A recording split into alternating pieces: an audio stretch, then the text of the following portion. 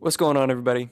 Welcome back to another Fantasy Football League Winners podcast. Thank you for joining us. Today is, Thursday, May 4th. We were recording this in the morning. May the 4th be with you, dog. May the 4th be with Oh, you. okay. I was wondering what you were going to get at there. Yeah, May the 4th be with you for all the Star Wars fans out there. Thank you for joining us. My name is Eric. That's my co-host, Will. How you feeling this morning, man? Hey, man, I'm feeling good. Ready to talk about some of these stocks, some of this draft stuff, too. I'm glad this draft finally happened. Yeah, that was really exciting. And like Will alluded to, we're going to be talking kind of stock up, stock down on some dynasty running backs today. Just based on free agency and based on the draft that just happened. We got some people whose stock is on the rise, some people whose stock is falling. And I think some of the names on here are probably going to be fairly obvious, but hopefully we can get into some of the nuance, some of the context to these situations, and also provide some potential projections moving forward for these guys. So, with that being said, you ready to get into it, Will? Absolutely. Ready to start it up. All right, cool. So we'll start with the guys whose stock is on the rise. We do have 5 names in each of these categories for a 10 total. First name on this list is Tony Pollard. Will, I'll let you kick us off. All right, so Tony Pollard, as of last year, the RB9 last season on only 193 carries, 248 total touches, and he did that while he was sharing the backfield with Ezekiel Elliott. As we know, Ezekiel Elliott is now gone from the team. The only running back that they drafted this past draft was Deuce Vaughn, 5'5", not the biggest guy in the world. And I don't want to get too carried away with saying, Tony Pollard's volume is going to boom through the roof. But in terms of just I don't think he's going to be a workhorse, but I think that in case he's even able to procure 20% extra of what, Zeke was doing on that team, he's able to get even a little bit more volume on top of what he was already doing. I'd say stocks are definitely up. But what do you think, Eric? 100%. Yeah, you touched on a lot of great points there. I think even with, minimally adding to his projected volume coming into the season, we're talking about, a 300 touch potential season for him. And with his efficiency and explosive run rate, I think we could see that lead to a top 5 finish for a guy like Tony Pollard. And you mentioned Deuce Vaughn, 1 in the 6th round, undersized. I don't expect him to command a lot of volume. Even if they bring Zeke back on a team-friendly deal, like a 1-year option or something like that, I don't really see that as a downside to Pollard because, again, he's not going to get the full workload. He's going to be kind of that efficient 15 to 18 touch guy. So I think he could be a top 5 back next season. Yeah, it's like we talked about a little bit last year. Tony Pollard, as the year went along, was the more effective back, and the team started to realize that. And I think the team's going to keep moving forward with that as well. Absolutely. Year. Big things for Tony Pollard in 2023. Next name on this list is James Conner. He actually finished right behind Tony Pollard as the RB10 in points per game. He did have a significantly lower overall finish because he only played in 13 games due to injury. But what would you say you would project for James Conner going forward into 2023? I mean, going forward into 2023, this team is going to be pretty bad. They're going to be missing Kyler for the first portion of the season. We don't know how even far into the season they're going to be missing him. And in terms of just weapons that they have run this offense a majority of the time through James Conner. And I kind of expect that to kind of continue. This team's going to be bad, and he's going to be one of those guys that I feel like they're going to kind of run into the ground this year for sure. Yeah, absolutely. They didn't add anybody in free agency. They didn't add anybody in the draft. The only guy on the depth chart that I think could see any significant touches is probably Keontae Ingram. But again, James Conner is still the guy there. Like you mentioned, the team's going to struggle. I think they'll let James Conner kind of carry the load for the team. We'll see who the quarterback is going to be before Kyler gets back. They drafted Clayton Tune, so it might be a rookie. Maybe it's Colt McCoy, whatever the case may be. It's going to be rough, and they're probably going to rely on James Conner quite a bit. So if he can avoid major injury, I don't expect him to, get through the season fully injury-free. Yeah. But if he can be on the field for a decent portion of the season, I envision another top 15 finish for him. Yeah, for sure. Especially in terms of volume, he's going to be up there for sure. Yeah, it's not going to be efficient, not with this offense and this offensive line, but it never really has been for Conner. All right, next name up on the list is Ramondre Stevenson. Finished as the RB14 in points per game last year and did so on nearly 300 total touches, 88 of which were receptions. I want to hear what you have to say about, whether that's going to change and what you think for 2023 for Ramondre. Well, it's tough to say that he's going to be as successful this year as he was last year, at least for me. I mean, in terms of what they brought onto the team, they didn't really bring much to compete with Ramondre Stevenson in terms of his role. But I feel like his role last year was kind of ridiculous in terms of being the team's leading rusher and receiver for a good majority, actually the entirety of the season, right? He ended up finishing as that as well. I believe so, yeah. Yeah, so the fact that they didn't add any running backs is super encouraging, and the fact that, they're going to lean on him a lot. They may look towards some guys like Pierre Strong Jr. as well to sort of, shoulder the workload. They love a committee over there in New England. Belichick loves a committee. But in terms of just competition, they didn't add any to Ramondre Stevenson. He's by far the best back on this team. Yeah, absolutely. Damian Harris is gone. Mm-hmm. Although, as far as like projecting what that means, I don't think we can take too much away from that, because Damian Harris was injured for most of last season and wasn't really on the field. Didn't do much last year for sure. Yeah, and you mentioned Pierre Strong and also a guy like Kevin Harris. Typically Belichick doesn't give a lot of run to rookie running backs. And so now that they have a year under their belt, I do expect them to contribute more coming into 2023. But the real reason that I see Ramondre as being on the rise isn't necessarily an increase in volume or anything like that, but more so an increase in efficiency. Bill O'Brien comes in as the new offensive coordinator and replaces the travesty that we had of the combination of Joe Judge and Matt Patricia as offensive coordinators last year. It was really ugly. And so I expect Stevenson's per touch numbers as well as his touchdown total to increase and hopefully lead to him finishing in the top 10 running backs this year. Yeah, and I could definitely see that in that range of outcomes as well. Like you said, Bill O'Brien, great OC. Terrible head coach and GM, but great OC.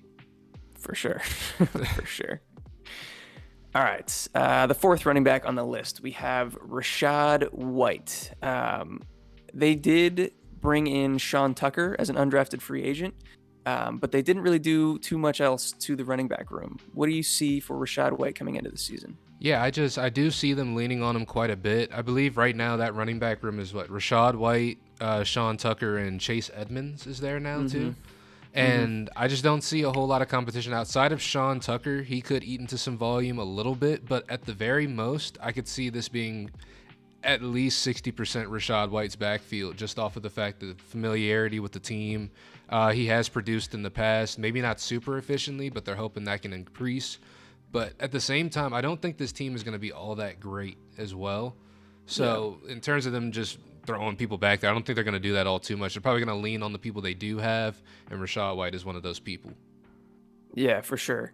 Rachaad White, out of all of the names on this list, is probably the one that I'm least optimistic about. Yeah. I think his stock is still up, but strictly because at least I expected this team to add a third or fourth round running back, a substantial competitor to Rachaad White. Now, I think Sean Tucker probably could have gone in the third or fourth round if it wasn't for the heart issues that popped up in the pre-draft process. And so if he can stay healthy and that doesn't become an issue, then maybe, we're not talking about too much of a difference. But adding only an undrafted free agent to this team, I think, allows Rachaad White a lot of leeway. But like you said, the team is going to be worse without Tom Brady. They might rely more on the running game, but again, I don't think there's going to be as many pass catching opportunities and just as much efficiency to the offense as a whole. Yeah, absolutely agree.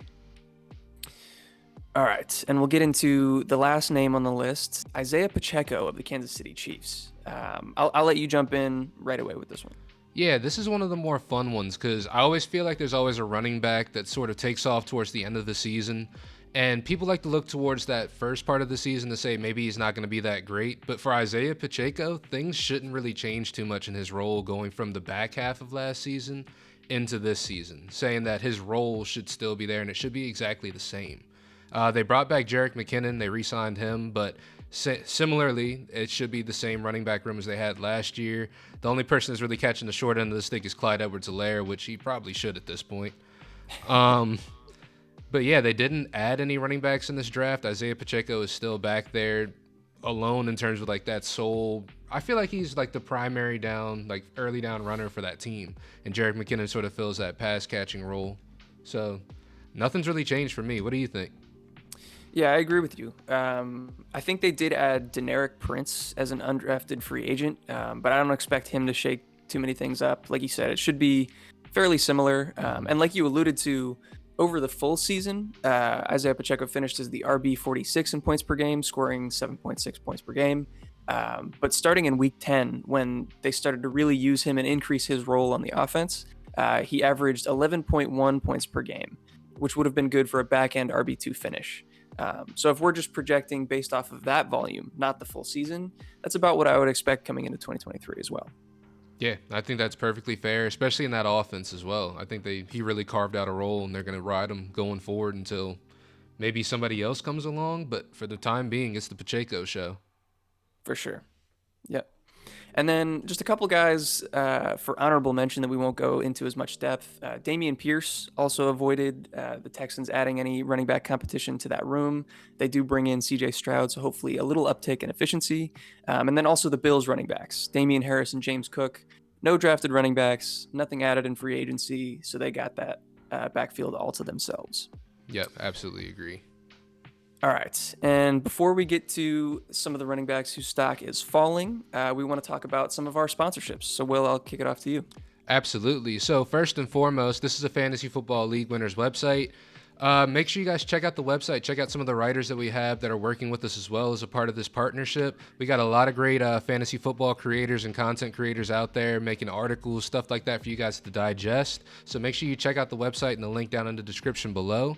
And as a part of this partnership, we are also sponsored by Underdog Fantasy. So with Underdog Fantasy, if you're a first-time user, with your first deposit, they will match you 100% on your deposit. So if you're a first-time user and you deposit $20, they will deposit another $20 into your account, making it $40 total. And they will keep doing that all the way up to $100. So if you're a first-time user, you could deposit $100. They will give you an additional $100, making it $200 for your account. Yeah, absolutely. And make sure that you're using our promo code FFLW when you do that to make sure that you get that deposit match. And another thing I wanted to mention is that Best Ball Mania 4 is running on Underdog right now. And I believe they have $15 million in total prizes for that competition. So if you're interested in getting a piece of that, I would highly recommend going over there now because it is filling up quickly. So again, use our promo code FFLW at Underdog Fantasy to get 100% deposit match. Also, two other of our kind of personal sponsorships that I'll talk about real quickly. Dynasty Owner, really cool place for kind of a cool and unique Dynasty experience.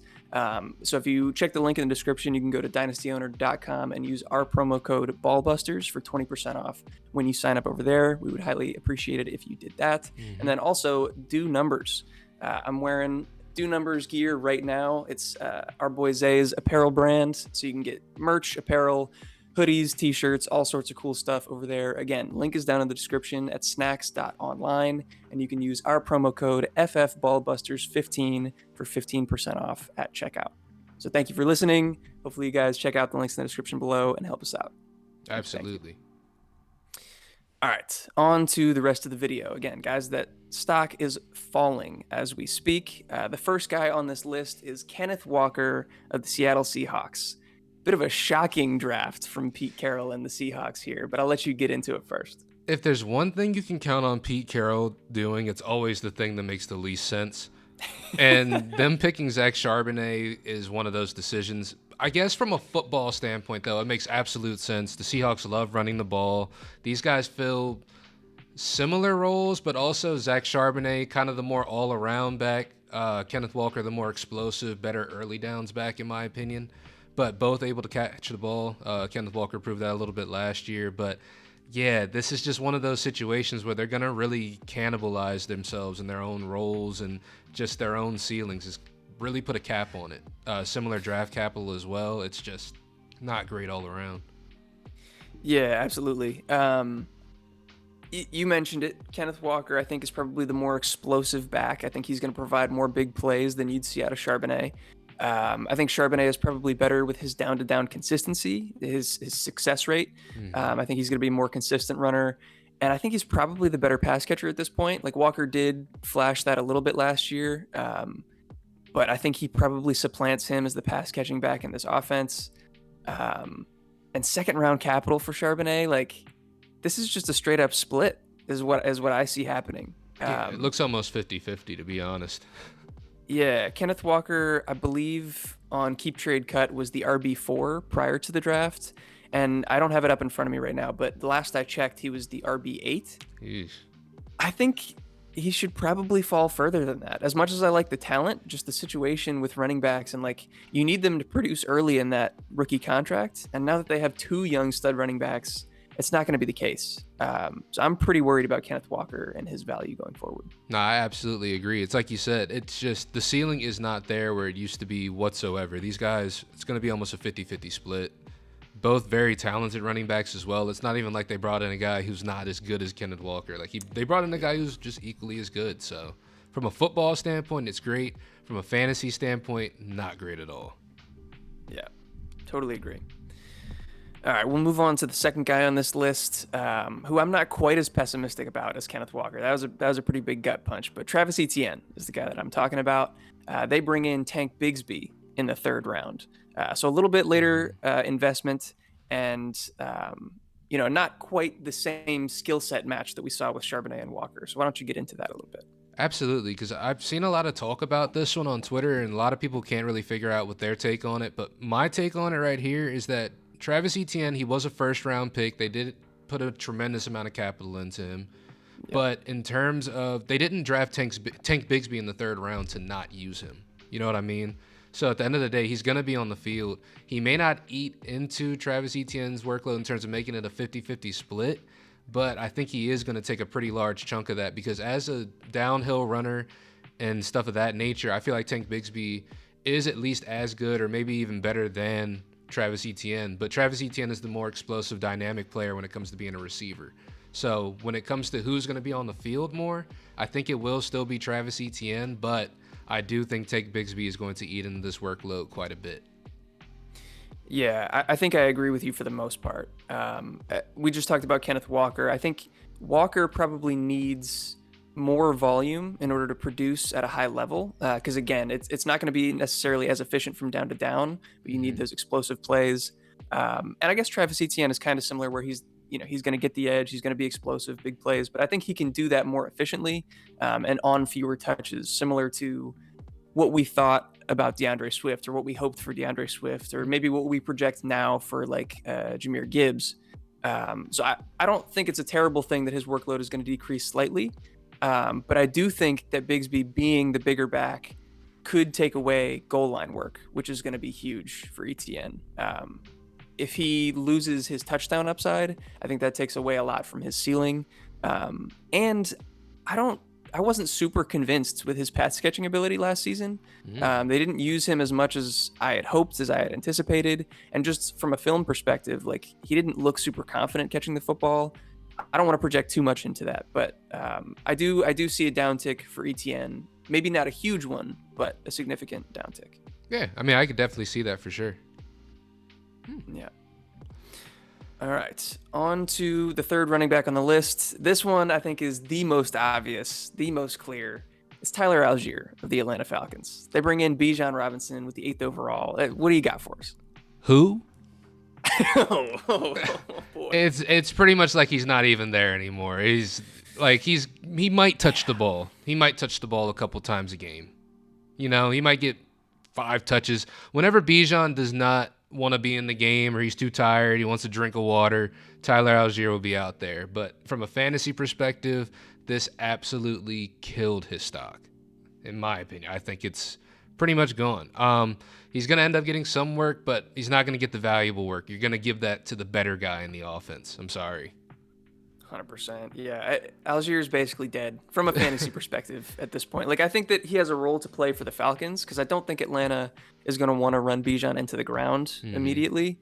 So Algier will be there to spell Bijan, like you said, but he's not, again, also like you said, he's not going to get the valuable touches. The goal line is going to Bijan. The pass catching is going to Bijan. None of what Tyler Algier is going to matter for fantasy, or none of what he will do is going to matter for fantasy. And I expect his total volume to probably be cut in half, if not more than that. So yeah, this one is clear and obvious. We don't need to talk about it too much, but Tyler Algier, dead and gone, unfortunately, RIP. Yeah. He's gone, man. I'm sorry. I'm sorry to all the Tyler Algier owners out there. This was unfortunate. Very, very unfortunate. All right, fourth guy on the list here, we have Khalil Herbert of the Chicago Bears. They bring in Roshan Johnson with a fourth-round draft pick. I think there's some people out there that are probably still holding on to hope. I do think Khalil Herbert is a talented and efficient back, but what is your take, Will, on the situation now? Yeah, I think in terms of like a lot of the running backs that were taken later, like third round and on, Roshan Johnson probably has one of the easier roads to like ascending a depth chart and becoming the starting running back for that team. Deonta Foreman, you know, he did well last year, but I'm not going to sit here and act like now that Deonta Foreman had a good year, he's a great running back now. We don't really know what this year's going to look like for him in terms of his production. It should be somewhat the same, but it's like you said, Herbert has been efficient, and when they brought in Foreman wasn't a huge competition for Herbert. We were like, okay, at the very least 50-50.